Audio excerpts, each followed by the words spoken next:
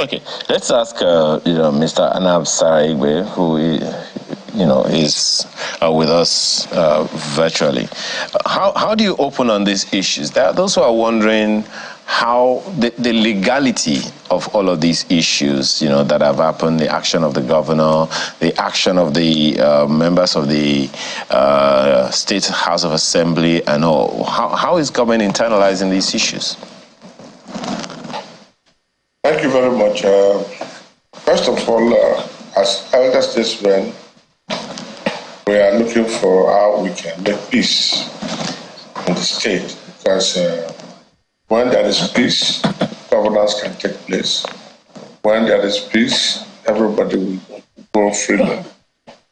Unfortunately, Mr. President intervened, and Wike said, whatever Mr. President said is not going to abide by it.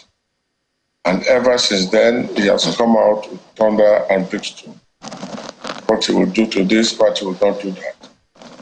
First, he asked the assembly members loyal to him to move to APC. And he's a lawyer, he ought to know that that move will cost the assembly members their seat. Mm-hmm. But you also know, opinion has been just a second, Mr. Sara-Igbe. Those legislators in the House of Assembly already came out to say it was a decision they took by themselves and they had nothing to do with the former governor and minister. My brother, let me tell you, I am a father to some of them. I know they have their personal grievances, but they cannot do what they did without the support of the Godfather.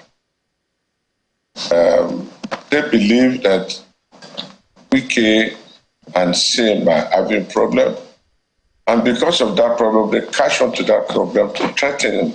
Even before the impeachment saga, some commissioners were even threatening the governor, if you do rubbish, we will impeach you. There are all kinds of things. But the governor is a calm person, and I believe strongly that this one man who loves Wike so much and has done so much sacrifice for Wike. Before he became governor and after he became governor, up to today as you're talking, the governor is not disposed to making trouble with the minister.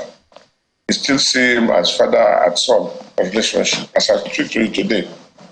So the minister, because of greed, because of one man who wants to get everything, the first thing he did was to take over the two parties, the APC and the PDP.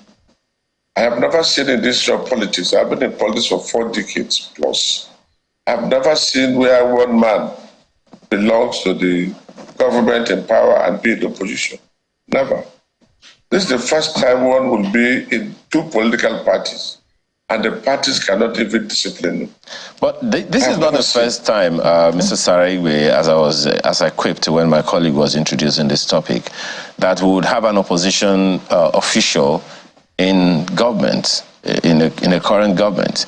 The Lagos State governor at the time, that's the current president, when he was governor of Lagos State, had members of the PDP in his cabinet. And at that same time, during that same period, the Obasanjo government had a Bola Ige, at least, in his government, who was a member of the opposition. So it's not something new, is it?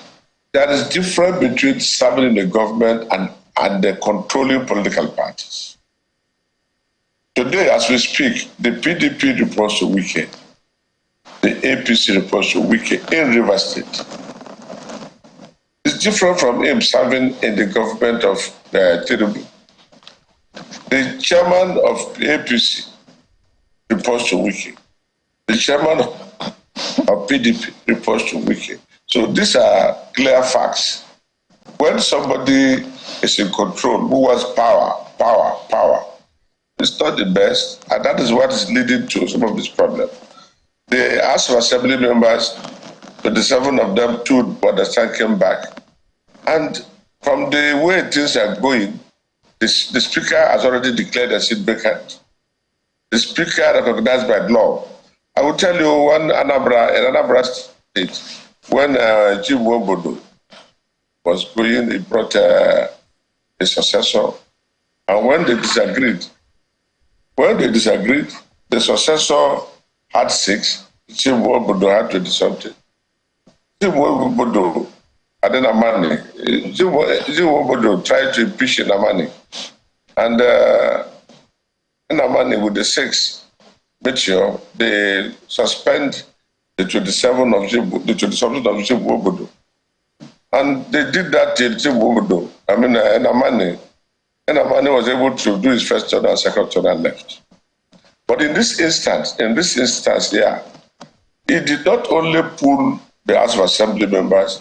I can assure you that more commissioners will leave because he appointed more than 80% of the commissioners in Sims government. Same with just the announcing the commissioners, but the man who recommended and ensured they are there was the governor. In addition, the governor also decide who gets what contract. And before now, you cannot go to government house unless the governor clears with you, clears with his predecessor to say, look, somebody's coming, can I see him or not? But what is the problem, the bone of the problem? Wike has come to tell the world that it's fighting SIM because of SIM wanting to take his structure. And what are the structures 6 months into election, after elections? What are structures going to do? We are not close to election. So what are structures going to do? But I will tell you why he's talking about the type of structure he's talking about. Now, before Wike left government, the state was getting IGR of over 10 billion. When he left, the IGR came down to 6 billion. And the governor, who was the Accountant General when he was there, began to ask question, why is it coming down? And in the process, he engaged somebody who has passed through that process. So please look at the books for me. Why is my revenue coming down so that I can advise? Then the Commissioner of Finance got to Wike, and Wike got angry. This is a structure. Wike felt the money is collected from the IGR. This boy has come to stop it.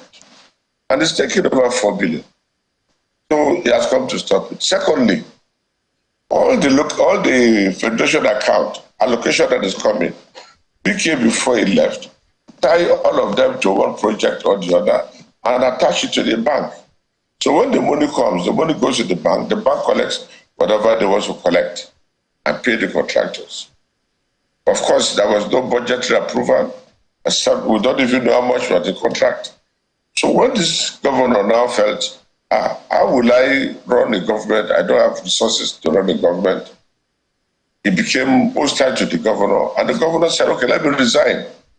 If that is the case, the PDP elders prevailed on him not to resign, thinking it would be adverse all over. As soon as that came up, personally, I came on air and advised Mionson Wike, leave this boy alone to govern. Allow him, even if it's your son. I even went as far as giving him references.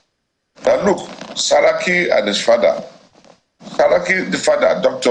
Saraki, brought his son. But when his ideology and the son don't agree, the son told him, Baba, go arrest. That is father and son. So this, you cannot bring somebody a governor. A seat, very important seat in Nigeria. That was the seat where Odili sat and almost became a president. That was the seat Amechi sat and connived with others to remove the sitting president. That is the seat Wike himself sat and became Superman. So you are asking somebody who's on that seat to be subservient.